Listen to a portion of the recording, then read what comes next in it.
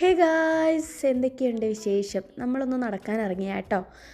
നടക്കാൻ ഇറങ്ങിയപ്പോൾ അവിടെ ഒരു കുതിര നിൽക്കുന്നത് കണ്ട് നമ്മൾ ചുമ്മാ ഒന്ന് വിളിച്ചു കഴിഞ്ഞപ്പോഴത്തേക്ക് അതങ്ങ് നമ്മുടെ അടുത്തേക്ക് ഓടി വരുമായിരുന്നു ഗായ്സ്. ഫസ്റ്റ് ഓടി വന്നപ്പോൾ ഒന്ന് പേടിച്ചു, കാരണം ഇത് ചാടി വരുമോ എന്നുള്ളതൊരു പേടി സ്വപ്നമായിരുന്നു. മതിലിൻ്റെ ഇങ്ങനെ പുറത്ത് ഇങ്ങനെ കയറി നിൽക്കുമായിരുന്നു. പിന്നെ കുറച്ച് നേരം അതിൻ്റെ കൂടെ ടൈം സ്പെൻഡ് ചെയ്തിട്ട് പിന്നെ നൈസായിട്ട് അവിടെ നിന്ന് മുങ്ങി, കാരണം ഞാൻ ചാടി വന്നാലോ പറയാൻ പറ്റൂലേ. പിന്നെ നമ്മൾ നടന്ന് ഇരുട്ടായി തുടങ്ങിയായിരുന്നു. അപ്പോൾ നമ്മൾ ചെറുതായിട്ട് എന്തെങ്കിലുമൊക്കെ അകത്താക്കാമെന്ന് വിചാരിച്ചിട്ട് ഒരു കഫേയിൽ കയറി കുറച്ച് സാധനങ്ങളൊക്കെ ഓർഡർ ചെയ്തിട്ട് നമ്മൾ കഴിച്ചു. ഞാൻ ഓർഡർ ചെയ്തതാട്ടോ. എന്ത് സംഭവം പേരൊന്നും എനിക്കറിയത്തില്ല.